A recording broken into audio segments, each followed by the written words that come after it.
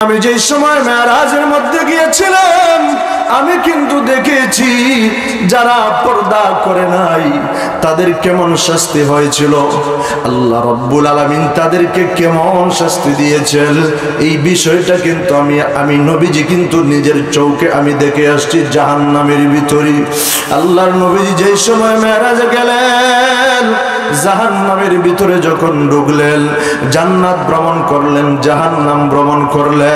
জাহান্নাম যখন ভ্রমণ করলেন জাহান্নামের ভিতরে গিয়া দেখলেন একদল মহিলাদেরকে জ্বলন্ত আংরা আগুনের একটা শিকল দিয়া বুকের মধ্যে বাঁধিয়া একদল মহিলাকে আগুনের মধ্যে বাজা করতেছে। বাজা, নাউজুবিল্লাহ, জোরে বলেন। আল্লাহর নবী ডাক দিয়ে বলেন, জিবরাইল, এই সমস্ত মহিলাগুলা কারা যারা জাহান্নামের মধ্যে এমন আযাব ভোগ করতেছে, এমন শাস্তি ভোগ করতেছে? জিবরাইল আলাইহিস সালাতু ওয়াস সালাম ডাক দিয়ে বলেন, নবী গো, দুনিয়ার জমিনে তারা কাপড় থাকা সত্ত্বেও তারা নিজের বুকটাকে ঢেকে রাখে নাই। আজকে তাদের এই শাস্তি দেওয়া হইতেছে, কিয়ামত পর্যন্ত তাদেরকে এমন শাস্তি দেওয়া হবে। আল্লাহর নবী কুল কায়নাতের সরদার, নবী দু জাহানের সরদার, নবী মুহাম্মদুর রাসূলুল্লাহ সাল্লাল্লাহু আলাইহি ওয়াসাল্লাম সামনে হাঁটতেছেন। একটু দূরে গিয়া দেখেন আর একজন মহিলা কি জাহান্নামের আংটা মাথার মধ্যে লাগাইয়া আগুনের মধ্যে বুনা করতেছে, ভাজি করতেছে।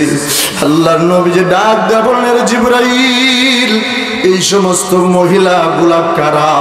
জিবরাইল আলাইহিস সালাতু ওয়াস সালাম ডাক দেয়া বলেন, নবী গো, এই সমস্ত মহিলাগুলা হলো যারা দুনিয়ার জমিনে মাথার মধ্যে কাপড় দেয় নাই, উড়না দেয় নাই, উড়না না দিয়ে রাস্তার মধ্যে বের হয়ে যাইত আর নিজের চুলগুলা পরপুরুষের সামনে পরিদর্শন করত, মানুষদেরকে দেখাইত।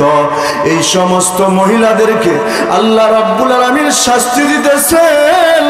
এই শাস্তি কিয়ামত পর্যন্ত চলতে থাকবে। আর কিয়ামতের পরে যে সময় জাহান্নাম নির্ধারণ হয়ে যাবে, কিয়ামতের পরে আরো কি শাস্তি হবে? আমার প্রাণের ভাইয়ের, আমার বন্ধুগণ, এই জন্যে নিজের মা, নিজের বোন, নিজের মেয়েকে পর্দার ভিতরে ঢুকায়া দাও।